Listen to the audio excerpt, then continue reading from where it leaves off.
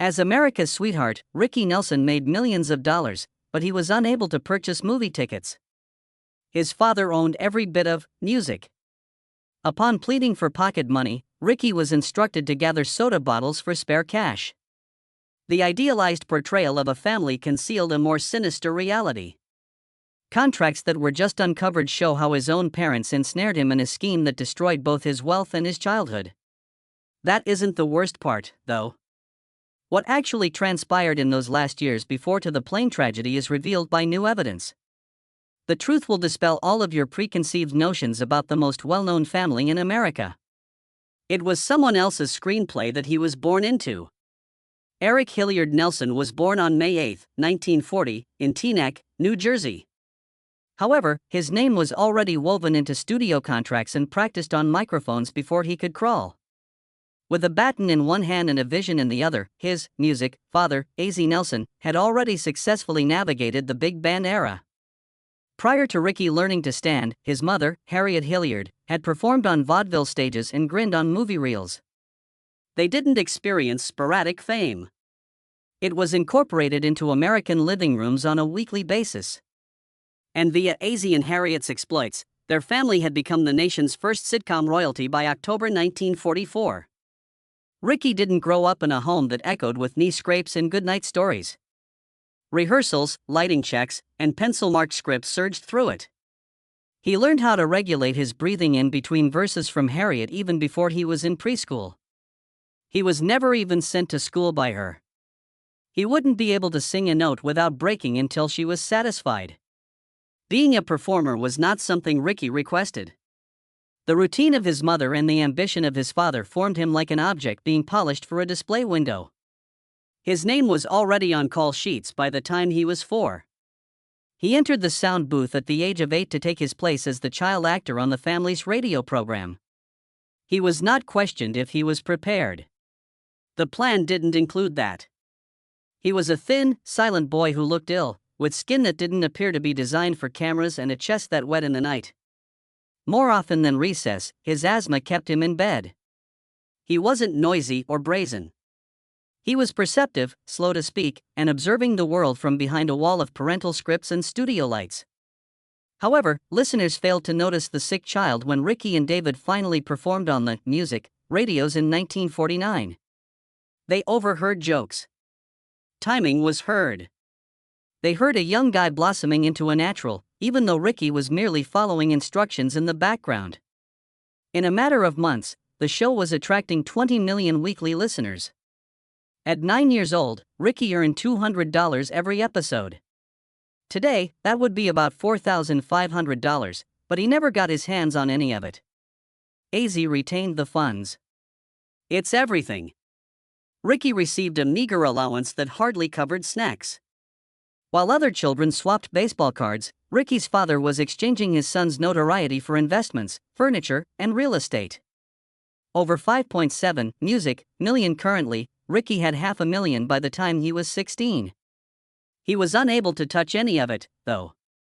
When he was 18, taxes accounted for 93% of his income. He had to rummage through Coke bottles to get change once, just to take a girl to the movies.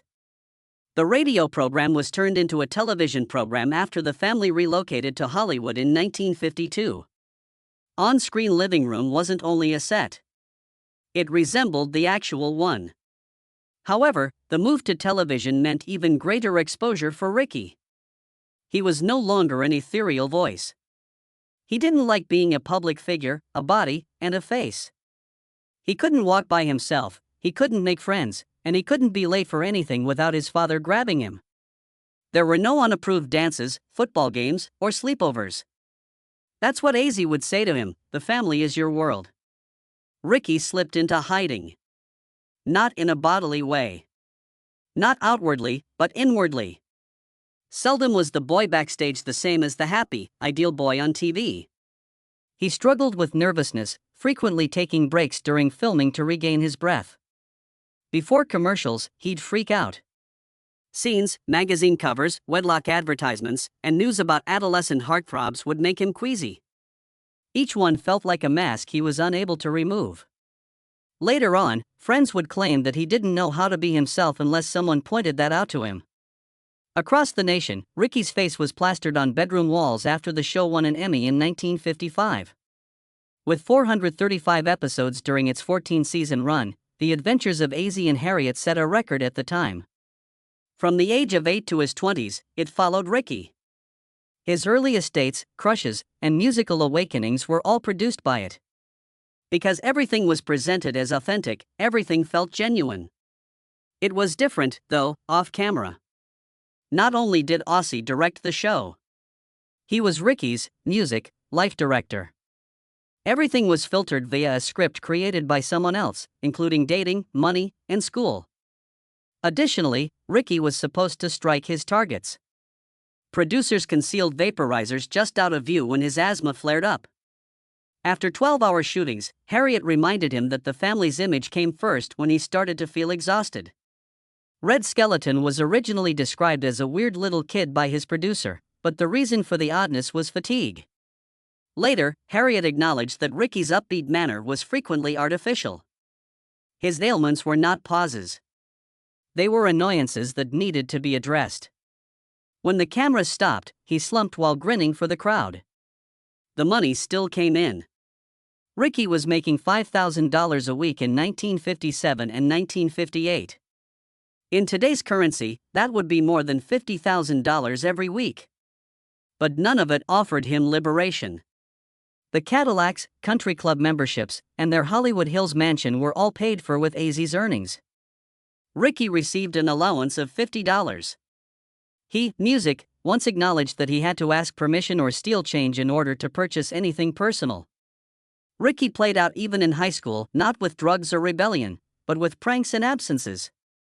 He failed English merely to observe the outcome. He, music, snuck out of class to witness live music and blast recordings. He was not looking for problems. He, music, yearned for liberty. He discovered it in music. His parents didn't have complete authority over him there. A combination of curiosity and desperation led him to start recording his own tunes. He desired a voice that wasn't filtered through a character's song. Ricky Nelson suffered with asthma from the age of 10. Not the type that didn't last for a few days. He had to spend weeks in bed while other children ran, screamed, and lived because this one persisted. However, Ricky wasn't sleeping. He had scripts to commit to memory.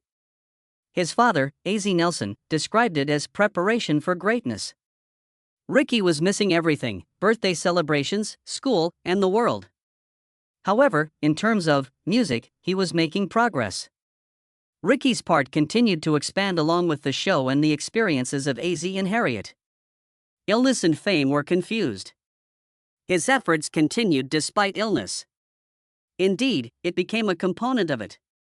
The pressure remained constant. And eventually, he stopped considering relaxation to be a means of healing music. It was now a component of the work. What began as asthma grew into something more serious. It affected his perception of childhood. It made him realize he was not a typical child. An investment, he was. Ricky wanted a bicycle when he was 12. Like the other boys, he just wanted to feel the wind on his face, so it wasn't sophisticated music. Harriet and AZ refused. Not because it wasn't in line with his image, not because it was risky, and not because of money.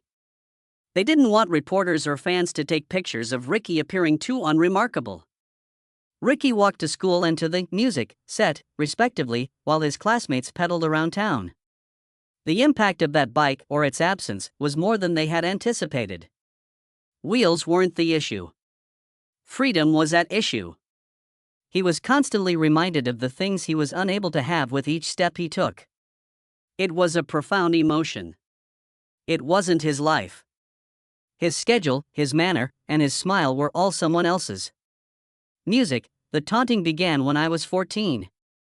At school, the kids called him TV Boy. Initially, Ricky thought it was a joke, but it struck a chord. He was not among them. Music was a man of two worlds. One had scripted laughs and studio lighting. He didn't belong in the other's cafeteria jokes or locker rooms. Harriet made an effort. On set, she set up moments of camaraderie and attempted to make the fictitious family seem genuine. But Ricky realized that the warmth was a stage. It made him more aware of his shortcomings the more they tried. The taunting continued, and Ricky pulled away.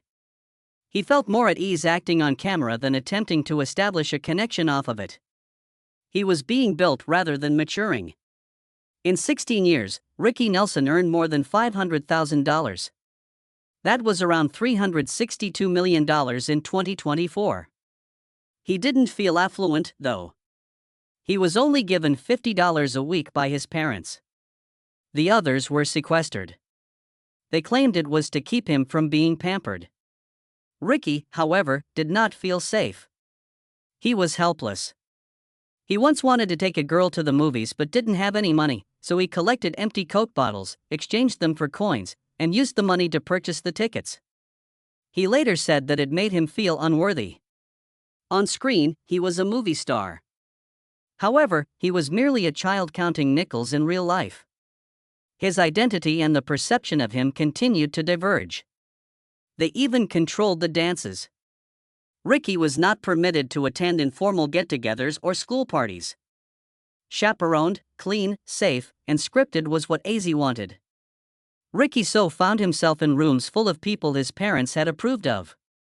Attentively observed and instructed on what to and not to say. There was no danger, but there was also no freedom for music. He was too young to be a teenager, stumbling through embarrassing first dates, and whispering stupid jokes to pals.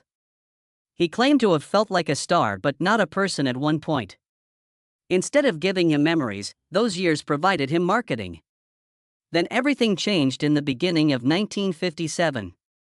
Ricky, music, was moved when he saw Elvis Presley on the Ed Sullivan program. He wasn't considering the family brand in terms of music. All he wanted was to sing. He implored AZ to assist. Additionally, Ricky, music, recorded I'm Walking in a Teenager's Romance on March 26, 1957, in a Hollywood studio. On April 24, both songs were made available.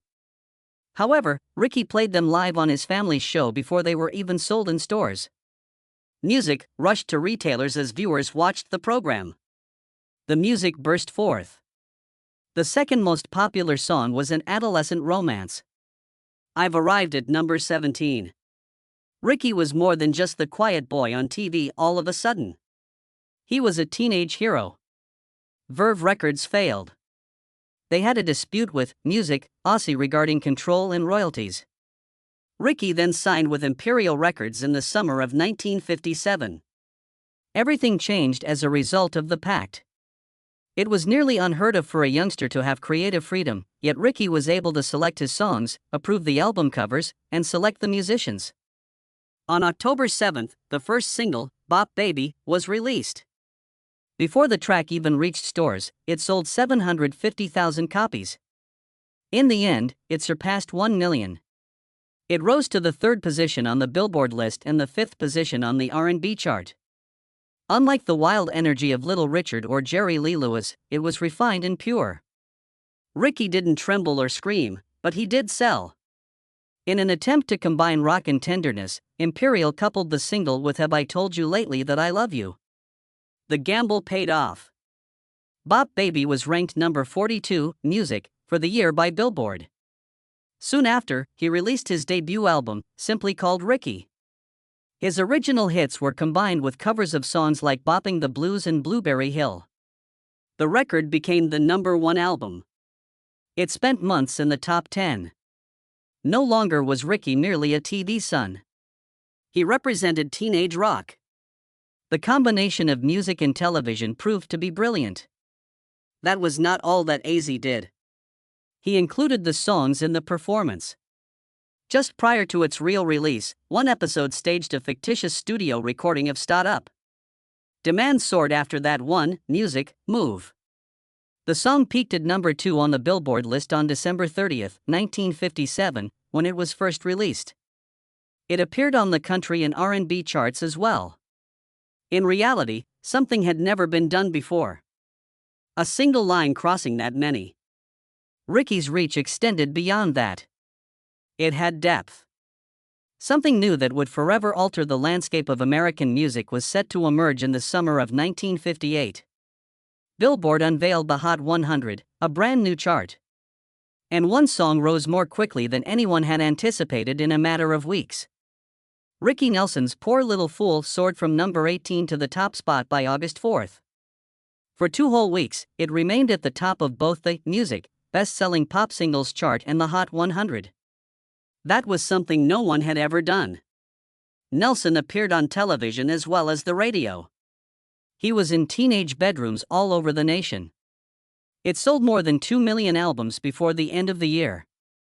The theater management who were hosting his family's television program had to call the police just to keep the audience under control. Thousands of letters arrived at his studio. Some of the females wrote every day. He wasn't merely a pop sensation. America had never seen a true teen idol like him. Ricky released something slower a few weeks later on August 29, 1958. In contrast to the rock and roll flurry music that most people anticipated from a teenage idol, Lonesome Town's sound was quiet, melancholy, and unexpected. The song also appeared on the R&B charts after rising to number 7 on the Hot 100. In those years, white musicians didn't do that very often. The Jordanaires, the same band who performed with Elvis, provided the background vocals. It was compared to Love Me Tender, but it had a distinct impact. Teens reported that music made them feel seen, especially the heartbroken ones. Once more, letters poured in. The song was not limited to radio and albums.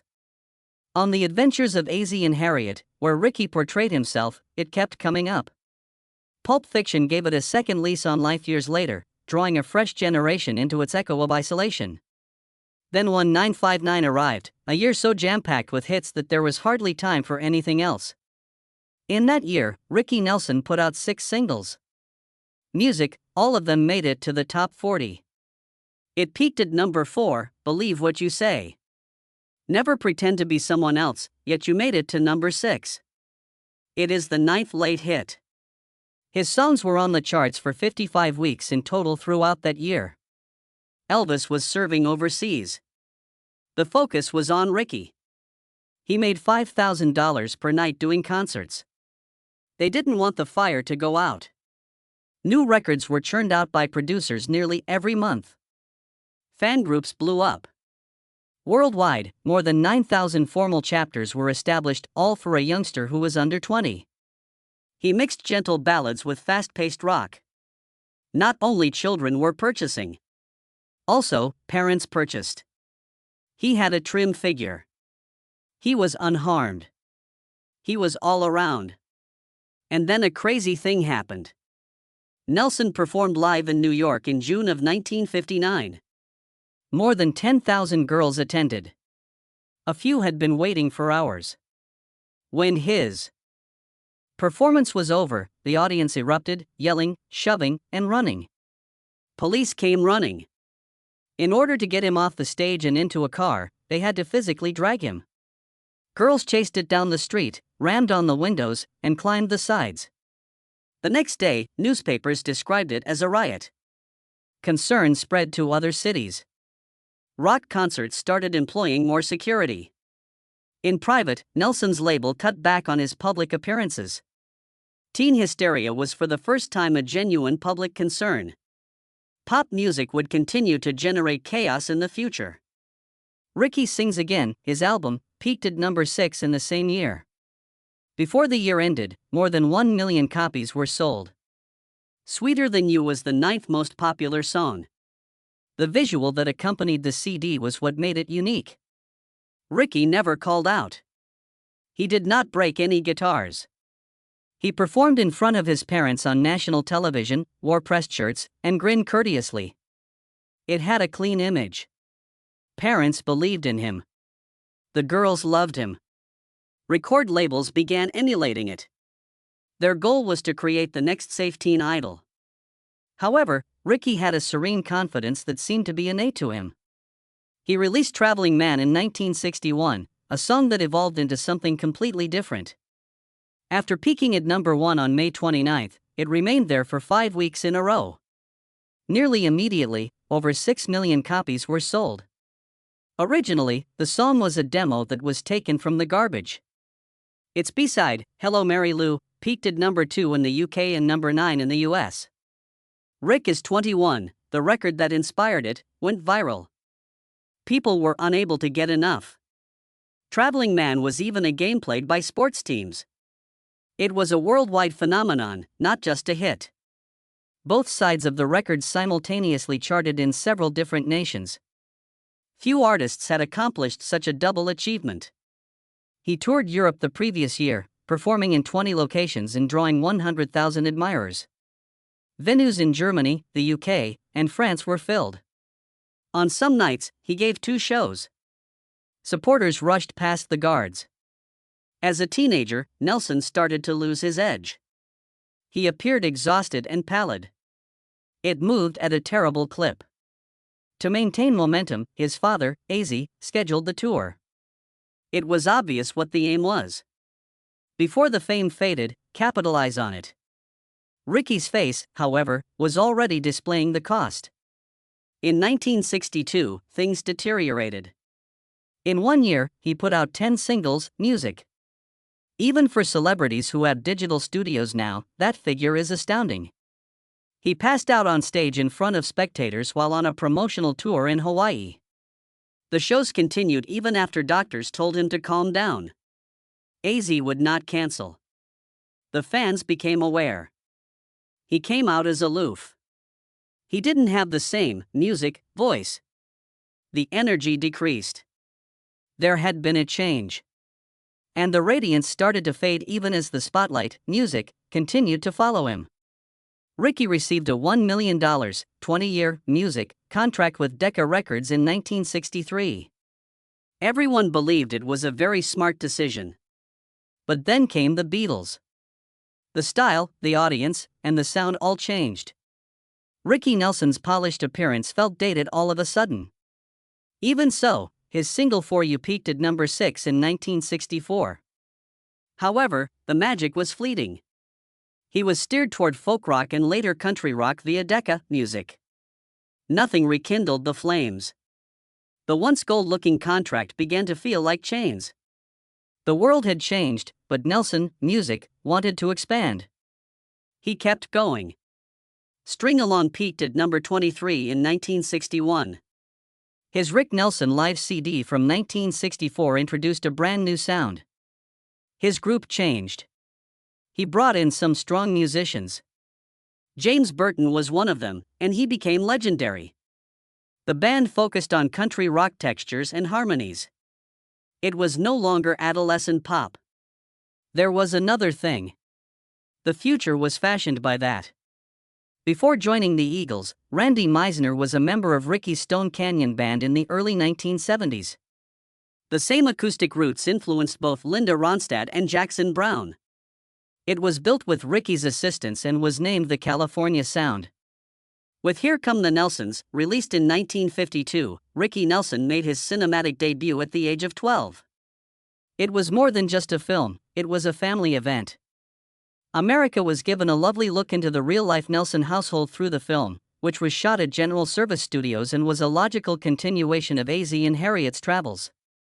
The film, which had a little budget and a straightforward story about suburban living, soon gained popularity among families by appealing to post-war American values, music. A dramatic role was not necessary for Ricky to win people over. The younger Nelson's name was instantly recognizable simply by being himself. In 1958, he made a dramatic change. Ricky portrayed a troubled teen in the Wishbook episode on General Electric Theater.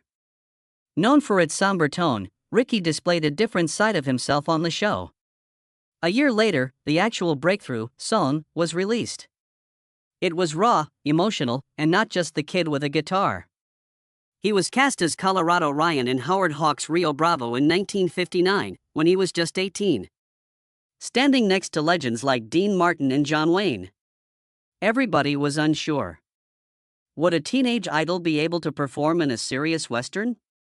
Hawk believed so, and he was correct. People were drawn to Ricky's honest and emotional performance.